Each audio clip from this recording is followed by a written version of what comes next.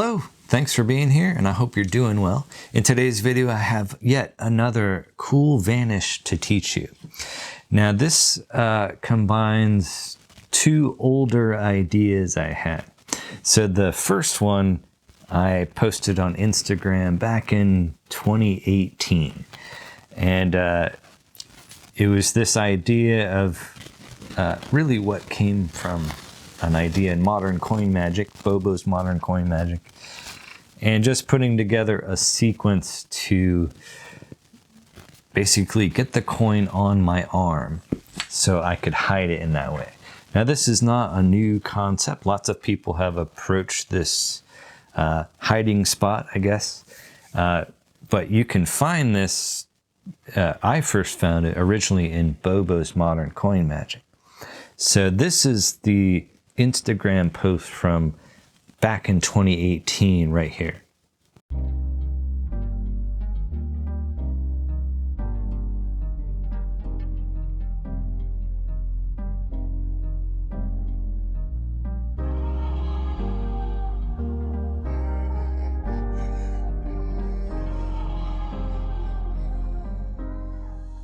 Now, if you have your copy of modern coin magic, you can find this technique on page 34. It's called The New Era Coin Go. So on page 34, you see right here, and it's important that you read the description here because the drawings might show one thing, but when you play around with the idea, it's obvious that you could kind of do this in a cleaner way, this was just my inspiration here. And you can see by this particular drawing that the coin's held at the wrist between the watch band and the first wrinkle here of your wrist. So it's being held on either side like this.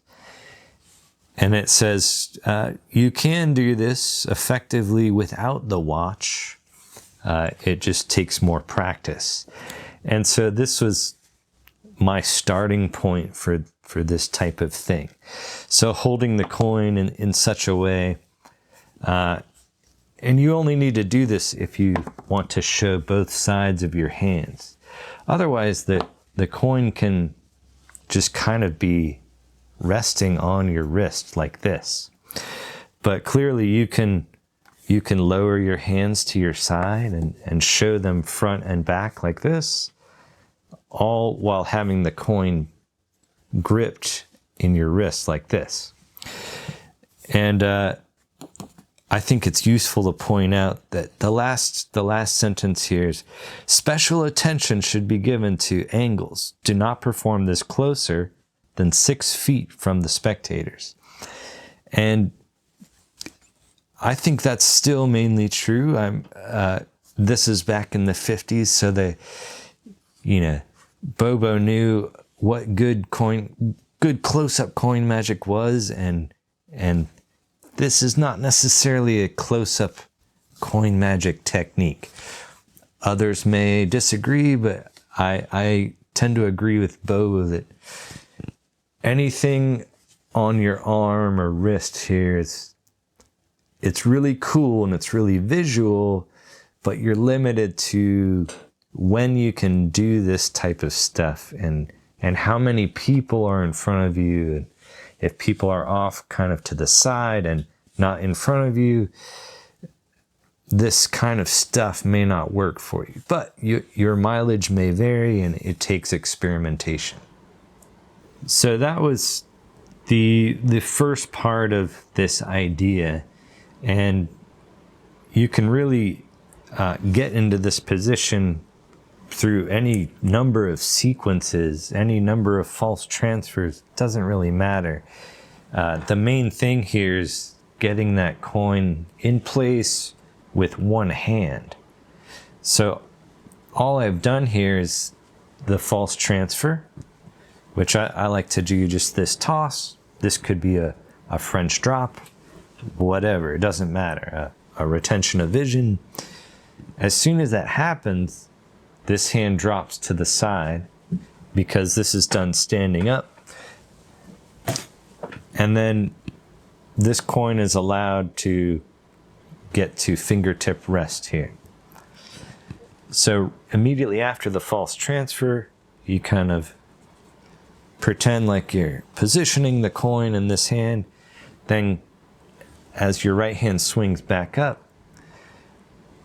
that coin is gently kind of placed, and I'm using inertia to get it on to my, I'll say my upper forearm, but the wrist area.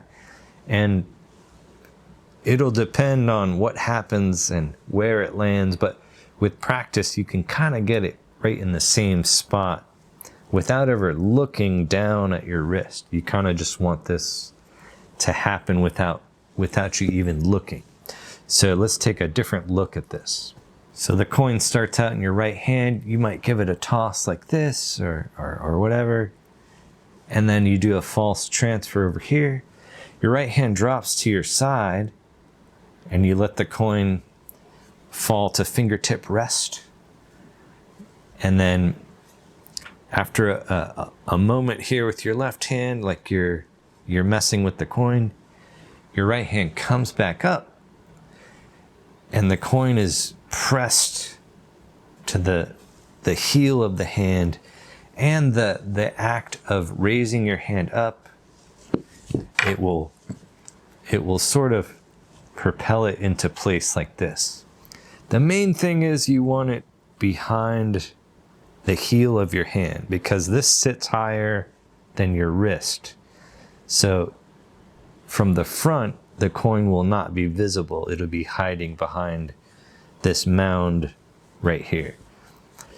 Ideally, you kind of want it just an inch back, like this.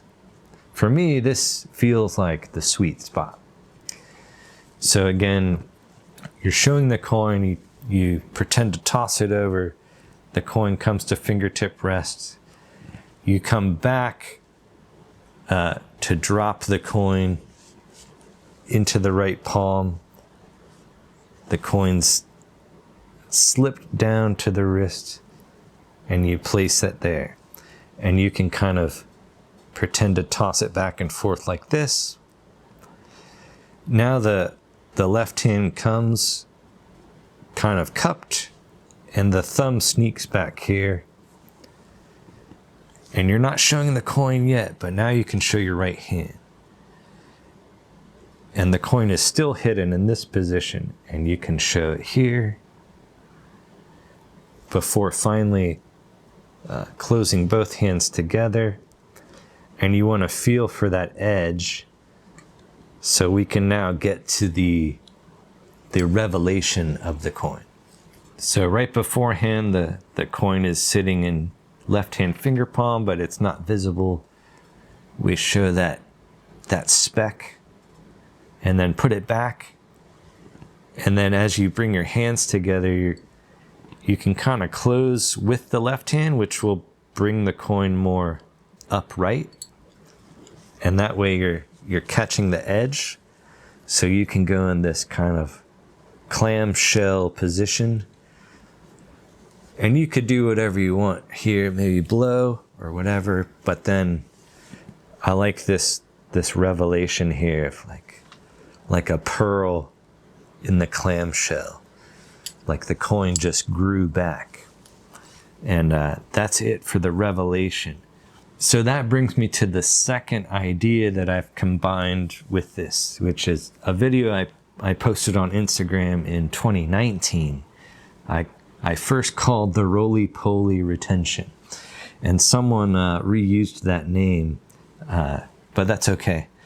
That was the first place I showed the Rickroll retention, what I call now, and you can do it this way if you prefer, with the Rickroll retention.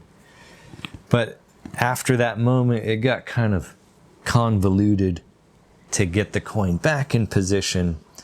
But I liked the revelation on that video, where the coin kind of came back and appeared between the hands like a pearl in a clamshell. So look at this video from 2019.